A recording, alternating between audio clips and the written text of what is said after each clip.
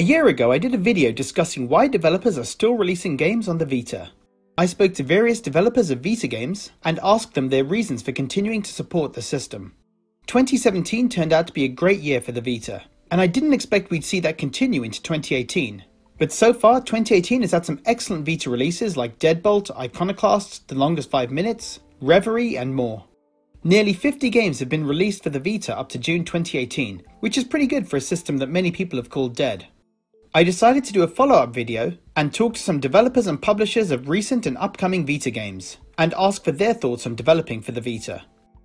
One of the big reasons for bringing games to the Vita was ease of development. Sony is often, and justifiably, criticised for their handling and support for the Vita, but at least they did create a device that was easy to develop for.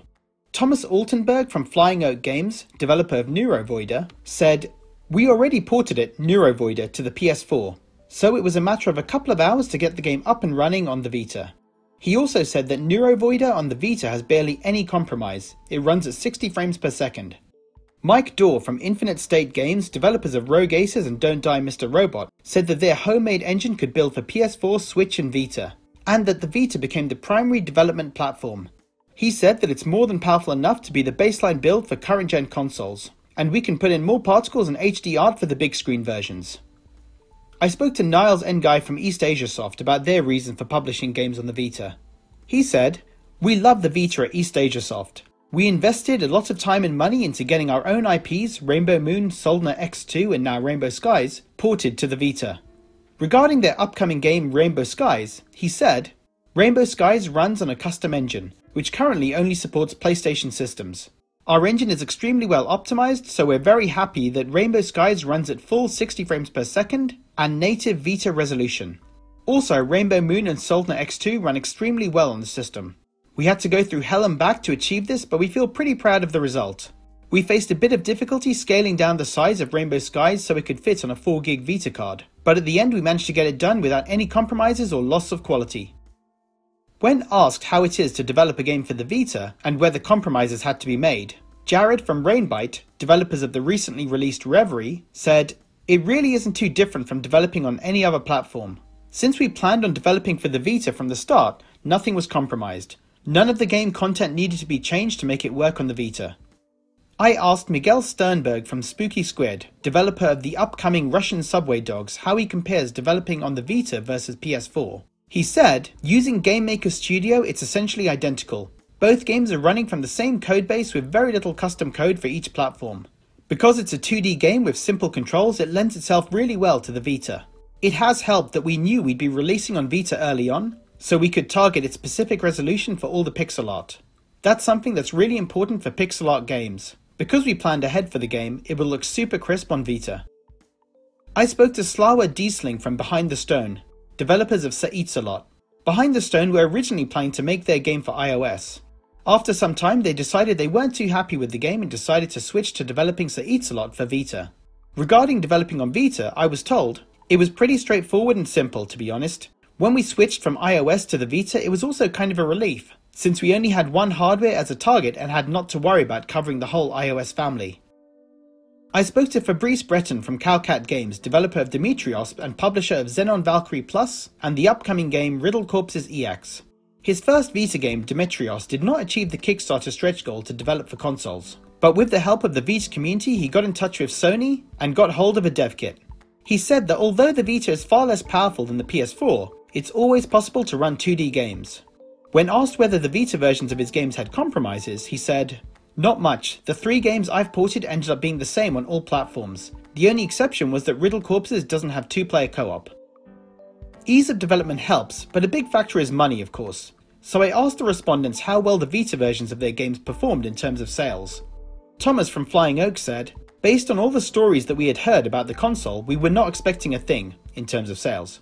We made the port exclusively because we could and because we felt like the fans deserved it. Ultimately, those stories were proven wrong because the game did okay on the Vita, more than on Xbox. So far, Neurovoider has sold half as much on Vita compared to PS4, despite being released later and with a fifth of the install base." When asking Fabrice if the sales on Vita justified the effort to bring the game to the system, his response was that Vita is still one of the best-selling platforms for both of his games, so it was justified.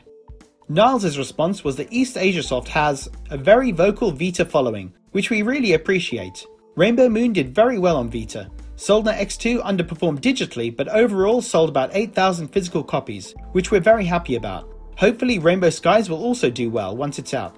He also said that, when it comes to our licensed games, there's usually a slightly higher demand on Vita than PS4. Reverie was released on Vita in April this year to positive reviews. When asking Jared about sales of Reverie, he said, "We're happy with our sales numbers so far. Obviously they could always be better, and we hope by porting to other consoles and getting more people to talk about it, that will help increase sales." Behind the Stone had a more tempered response in terms of sales of Sir Eats a Lot. "We can't expect to hit the jackpot, neither can we expect to be able to get enough money to keep going. It's just not realistic with the Vita as a platform. That's the sad truth. It means we had to go for low expectations, which was basically, every single sale makes us happy. So far there have been a bunch of sales, which has made us happy, but it would still be great if there were more, since we'd like to keep going and create games." Part of the reason for decent sales of Vita games is discoverability. In an interview with Glixel last year, Luke Bernard from Arcade Distillery stated that, "Even if you just release an indie game on PS4 or Xbox, you get drowned out by other stuff." This year alone, indie games have had to compete with God of War, Far Cry 5, Ni no Kuni 2, and many other big name games. It's not uncommon for the PS4 or Switch to have more than 10 games released in a week. Getting noticed when there are so many other releases is difficult for smaller indie titles, but on Vita it's easier for these games to shine. Vita fans are known for being passionate. The supportive Vita community has helped devs in getting more attention for their games, and every developer I spoke to has had nothing but positive things to say about the community. Thomas from Flying Oak thought that, "The community has built itself a unique identity and it really helps the system to still have a nice momentum. It's nice to see that fans alone can make a system work." While Fabrice from Calcat said, "The Vita community is great and easy to talk to." Jared commented, "The Vita community really love the Vita a lot, and want the games that go there to be the best they can be. We hope we delivered on that front." Mike from Infinite Games said, "The Vita fans are by far the most passionate about the system, and are also understanding and supporting of developers. They know when to cheer you on and they know when to not hassle you. They're awesome." Miguel said of interacting with Vita fans, "It's been really great, especially meeting fans in person at PSX and PAX East, where they had the chance to get some hands-on time with the Vita version. Given the hardware is at the end of its life cycle, that positive feedback and energy from Vita fans is a big part of why we're continuing to develop for the platform." Behind the Stone agreed with the above and added, "Vita Island is probably the best place to live on. We've never seen a community so passionate, friendly and jolly about a platform. It's not dumb fanboyism, but a real celebration of joy for this handheld. This very community was probably the most important reason for us to keep going." In terms of the future of the Vita and whether it's still a viable platform for devs to release games, Fabrice said, "From a financial side, it is viable, but it's becoming more complex. Game Maker Studio 1.4 is reaching the end of support in July, so it means we won't get any more support if new problems arise. I think they've already stopped sending the Vita export module. Fortunately, Sony does not seem to release any more SDK updates, so the ones who already have the export module can still make games for it, but end of support is the biggest concern right now."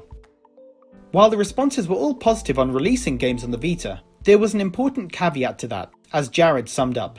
"It's definitely viable as one of many platforms to have your game on, but it is risky to expect to make your money back if you are making it exclusively for the Vita."